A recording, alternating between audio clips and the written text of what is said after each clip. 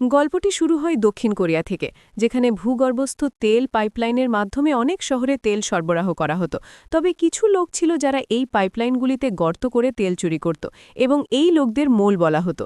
একদিন criminal show এই কাজের জন্য বিখ্যাত ড্রিল বিটকে ডেকে পাঠায়, কিন্তু জব নামের একজন লোক ড্রিল বিটের ছদ্মবেশে তার সাথে দেখা করতে যায়, এবং যখনই সে ড্রিল বিটের মতো পাইপে ছিদ্র করার চেষ্টা করে তখনই লিকেজ থেকে প্রচণ্ড বিস্ফোরণ ঘটে। ঠিক সময়েই সকল শ্রমিক জীবিত বেরিয়ে এসেছিল, কিন্তু জবজি আইয়ের পায়েও আগুন ধরে গিয়েছিল। যখন পুলিশ বিস্ফোরণের তদন্ত করতে আসে তখন পাইপের গর্ত দেখে লোকটি বুঝতে পারে যে এটি বিখ্যাত ড্রিল বিটের কাজ। সে সাঙ্গুর সাথে অপরাধীকে ফাঁসানোর সিদ্ধান্ত নেয়। এদিকে অপরাধী স্ট্র জকোকে ধরে ফেলে, কারণ সে একটি নকল ড্রিল বিট পাঠিয়েছিল। স্ট্র তাকে মারধর করে এবং আসল ড্রিল বিটের সাথে দেখা করতে বাধ্য করে। কেবল তখনই পুতুলটির সাথে আসল ড্রিল বিটের সাথে কথা বলে। এখন তাদের নাম এত অদ্ভুত যে রাজু, বীরজুর মতো সাধারণ নাম রাখা যায় না। আচ্ছা, হঠাৎ পুলিশ মানসিক এবং সঙ্গ এসে বিস্ফোরণ ঘটানোর অভিযোগে তাদের গ্রেফতার করে, কিন্তু তাদের পায়ে কোনো পোড়া দাগ না থাকায় তারা পালিয়ে যায়। মানুষই নিশ্চিত ছিল যে তিলগুলো আবার তেল চুরি করার চেষ্টা করবে, তাই দলের সাহায্যে সে এলাকার সমস্ত খালি ভবন তল্লাশি করার সিদ্ধান্ত নিল। ইতিমধ্যে বিখ্যাত ড্রিলবিট ডনি কাজটি সম্পন্ন করার জন্য স্ট্রয়ের সাথে যোগ দিল। অসমাপ্ত কাজটি দেখে স্ট্র খুব মুগ্ধ হয়ে গেল। আরেকটি বড় চুক্তি নিশ্চিত করতে পেরে খুশি হয়ে ডলি কয়েক ঘণ্টা পরে জন উয়ের সাথে দেখা করে, যিনি তাকে তার পরবর্তী চাকরির প্রস্তাব দেওয়ার কথা ছিল। জিওন বলল যে তাকে খালি ভবনটি তেলের ক্যান দিয়ে ভরতে হবে, এবং যেহেতু 50 দিন পর ভবনটি ভেঙে ফেলা হবে তাই কাজটি 30 দিনের মধ্যে শেষ করতে হবে। বিনিময়ে জন তাকে 85 লক্ষ টাকা দেবে। তিনি তাদের চাকরি দেওয়ার প্রতিশ্রুতি দিয়েছিলেন। তারা একটি হোটেলের বেসমেন্টে কাজ করবে, যেখানে ডল মিস্টার না নামের একজন ব্যক্তির নেতৃত্বে একটি দলের নেতা হবেন, যিনি ভূগর্ভস্থ চিত্রে বিশেষজ্ঞ ছিলেন। একজন খননকারী এবং একজন ওয়েল্ডারও ছিল। জবস আমিও সেই লোক যে প্রথমে ড্রিল বিট করত। উপরে কাউন্টার নামের একটি মেয়ে অভ্যর্থনার উপর নজর রাখছিল। তার কাজ ছিল পুলিশ এলে দলকে সতর্ক করা। তারা অর্ধেক টাকা আগেই পেয়ে গিয়েছিল, কিন্তু শর্ত ছিল যে কাজ শেষ হওয়ার আগে যদি কেউ চলে যায় তাহলে বাকি টাকা তারা পাবে না। তারা তাদের ফোন কেড়ে নিয়ে তৎক্ষণাৎ কাজে লেগে পড়ে। ইতিমধ্যে জিনো এখনই প্রচুর কর ধার্য করেছিলেন, কিন্তু তিনি আরও $50 মিলিয়ন নিয়েছিলেন, কারণ তিনি আত্মবিশ্বাসী ছিলেন যে কাজ শেষ হওয়ার পরে তিনি তেলটি উচ্চ মূল্যে বিক্রি করবেন। ইতিমধ্যে দলটি টানেলের কাজ শুরু করে, কিন্তু সেখানে খনন করা বিপজ্জনক ছিল, কারণ মাটিতে অনেক বেশি রেখা ছিল। তাই মিস্টার না তাদের অন্য পথ বেছে নেওয়ার পরামর্শ দিলেন, কিন্তু ডলগি বললেন যে তাদের সময় ফুরিয়ে আসছে, তাই তাদের চালিয়ে যেতে হবে। এটি বিতর্কের জন্ম দেয়। কিন্তু খননকারী কেন ভদ্রলোকের একটা বুদ্ধি এলো। তার ধারণাটি দেখানোর সময় তিনি একটি তার কেটে ফেলেন এবং এটি জবসের চোখে আঘাত করে। রেগে জবস এসে তর্ক শুরু করলেন, কিন্তু ডলি তাকে ধমক দিলেন, এবং তারপর তার পায়ের ছাপ দেখে সে বুঝতে পারল যে জবস একজন ভণ্ড, যে সর্বত্র তার খ্যাতি নষ্ট করবে। অনেক খোঁড়াখুড়ির পর তারা একটি পাথরের দেওয়াল খুঁজে পেল। এটি ভাঙা অসম্ভব ছিল না, তবে এটি প্রচুর শব্দ করত যা সন্দেহ জাগাতে পারে। তাই তারা জবকে উপরের ঘরে জোরে গান বাজাতে বলল।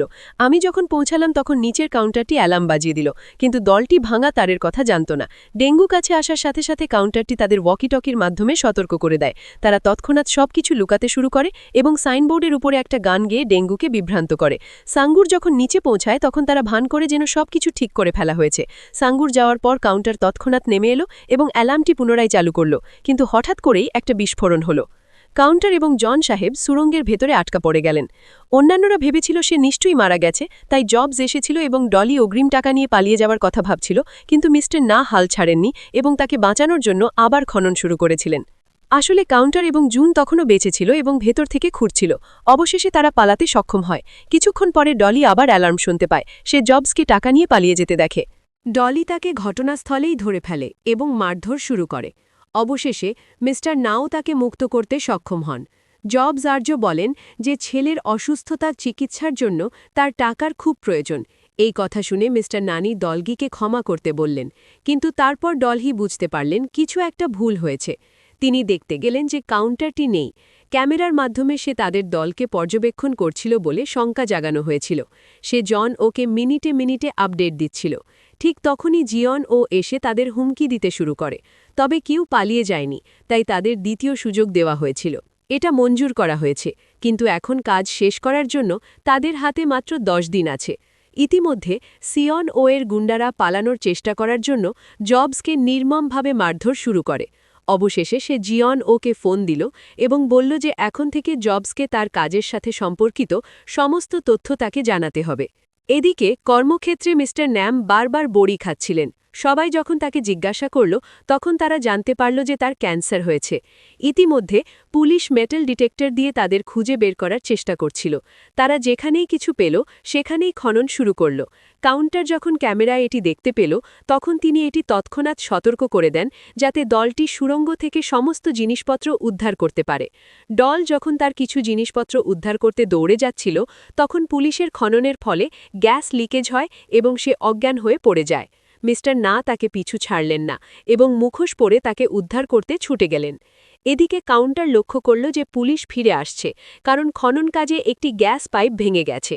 কিছুক্ষণ পরে মিস্টার ডলহিকে বলা হলো যে তার স্ত্রী সেদিন মারা গেছেন, একটা অপারেশন আছে আর ওকে সেখানে থাকতে হবে, কিন্তু ডলি আর কাউন্টার চুক্তি ভাঙতে চাইছিল না। যাই হোক, সেই সন্ধ্যায় ডলি তার মন পরিবর্তন করে এবং মিস্টার নাকে শুকরের মাধ্যমে হাসপাতালে নিয়ে যাওয়ার সিদ্ধান্ত নেয়। তারা চলে যাওয়ার সিদ্ধান্ত নিল, কিন্তু জবস ঠিক সময়েই তাদের দেখতে পেল। সে মিস্টার নায়ের সাথে যাওয়ার প্রস্তাব দিল, কারণ সে তার পায়ের চিকিৎসাও করাতে চেয়েছিল। কাউন্টার ক্যামেরায় তাদের দৌড়াদৌড়ি করতে দেখে ফেলল, কিন্তু জন ওকে না জানিয়ে সে পুরনো ভিডিওটিই চালায়। কি ঘটছে তার কোনো ধারণা ছিল না, কিন্তু শেষ মুহূর্তে জবস এসে তাকে টেক্সট করে সত্যটা জানায়। তারা তিনজনেই হাসপাতালে পৌঁছে যায়, কিন্তু মিস্টার নায়ের স্ত্রী ইতিমধ্যেই মারা গিয়েছিলেন। ইতিমধ্যে পুলিশ একটি মাঠে নির্মাণের ধ্বংসাবশেষ খুঁজে পায় এবং সাঙ্গু হোটেলের মেঝের টুকরো দেখতে পায়। মানুষই তাৎক্ষণিকভাবে তদন্তের জন্য বেরিয়ে পড়ে। এদিকে জবস চিকিৎসার জন্য হাসপাতালেই থেকে যান। ডলি মিস্টার নাকে নিয়ে ফিরে এলো, কিন্তু জিয়ন ও তার গুন্ডাদের নিয়ে ইতিমধ্যেই তার জন্য অপেক্ষা করছিল। মিস্টার না তার স্ত্রীর মৃত্যুর কথা জানিয়ে করুণা ভিক্ষা করলেন, কিন্তু জিয়ন ও তাকে নির্মমভাবে মারধর করতে লাগলেন। এটা দেখে ডলহি তার কাজের জন্য অস্বীকৃতি জানায়, কিন্তু জিয়ন ও কাজ না করলে তার মাকে হত্যা করার হুমকি দেয়। এখন তার আর কোনো উপায় ছিল না, তাই সে কাজে ফিরে আসে। শাস্তি হিসেবে তার সাথে কাউন্টারটিও পাঠানো হয়েছিল।